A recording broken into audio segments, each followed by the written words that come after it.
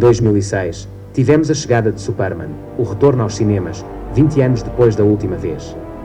Inicialmente, o projeto de um novo filme do Superman estava sob a supervisão de Brett Ratner, e havia uma extensa lista de atores considerados para o papel do Homem de Aço, como Josh Hartnett, Paul Walker, Matt Bomer, Brendan Fraser, Ashton Kutcher, Ian Somerhalder, Henry Cavill e até Hayden Christensen.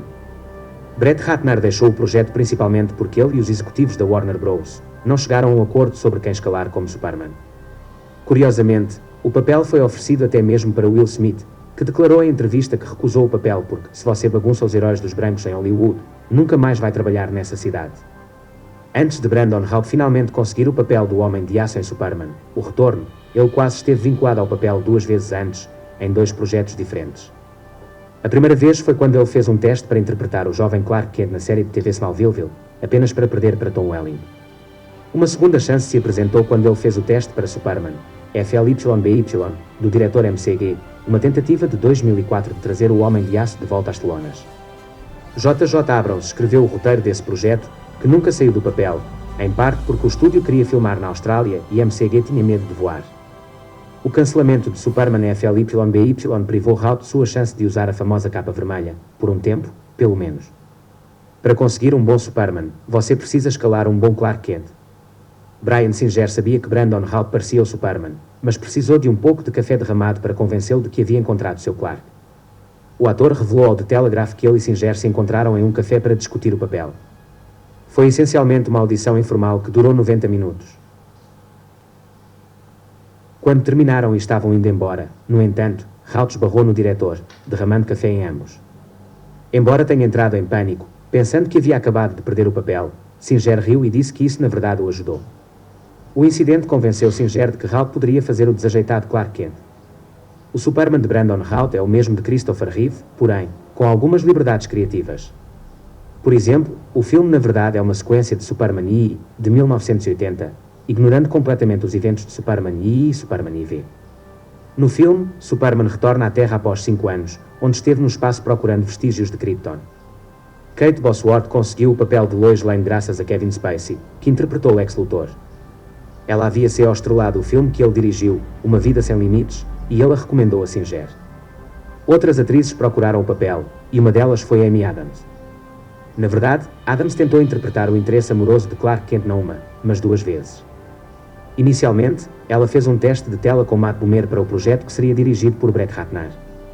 A atriz disse à Total Film que quando Superman, o retorno emergiu das cinzas daquele projeto condenado, ela fez o teste para hoje novamente, apenas para perder o papel para Kate Bosworth. A reviravolta irónica é que ela finalmente teve sua chance quando Zack Snyder a escalou como Lois Lane em O Homem de Aço, de 2011. Marlon Brando havia interpretado Jor-El em Superman, o filme, de 1978. E como Bryan Singer estava estruturando seu projeto não apenas como uma homenagem, mas uma sequência ao que Richard Donner fez, ele queria incluir brevemente o falecido ator. O CGI tornou isso possível. Singer teve acesso a imagens visuais e de áudio de Brando do filme de 78, então ele conseguiu o que precisava em nível técnico. No entanto, havia um obstáculo adicional a superar. Como ele estava manipulando aquele material para fazer Brando dizer e fazer coisas que nunca havia dito ou feito, foi necessária a permissão de seu espólio antes que sua imagem pudesse ser usada. Anos atrás, era muito comum ao desenvolvimento de games vinculados a lançamentos de filmes de grande sucesso, como parte do ciclo promocional. Qualquer jogador sabe que, na maioria esmagadora das vezes, esses jogos eram feitos a toque de caixa, raramente oferecendo qualquer tipo de jogabilidade notável. Mas mesmo dentro desses padrões, o jogo Superman Returns era bizarramente ruim. O mínimo que você esperaria é que Superman salvaria Lois Lane e Jimmy Olsen e enfrentaria alguns de seus vilões mais conhecidos, ou pelo menos Lex Luthor, que realmente aparece no filme. Mas não. Embora voar fosse legal, as missões eram repetitivas e sem graça, envolvendo salvar cidadãos e enfrentar inimigos aleatórios.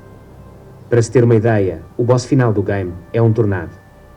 Embora seja um alienígena, o Superman desde sempre foi tratado como um ícone norte-americano. Mais de uma vez o slogan, verdade, justiça e o modo de vida americano foi vinculado ao Homem de Aço. É por isso que Bryan Singer havia colocado no roteiro uma cena em referência ao atentado do 11 de setembro, mas acabou não filmando por achar que seria um momento muito pesado. Na cena em questão, após salvar algumas pessoas de um acidente, Superman voaria até o Marco Zero, onde estavam as Torres Gêmeas, e ficaria parado lá, apenas observando, como se dissesse, se eu estivesse aqui, isso não teria acontecido. Superman. O Retorno foi lançado em 2006 e os críticos receberam bem o filme, dando-lhe uma pontuação favorável de 75% no Rotten Tomatoes. Apesar dos elogios da crítica e do fato de ser o primeiro filme do Superman em quase 20 anos, os fãs da DC infelizmente não tiveram muito interesse em comparecer ao cinema. Com um orçamento de 270 milhões de dólares, o filme arrecadou apenas 390 milhões de dólares de bilheteria.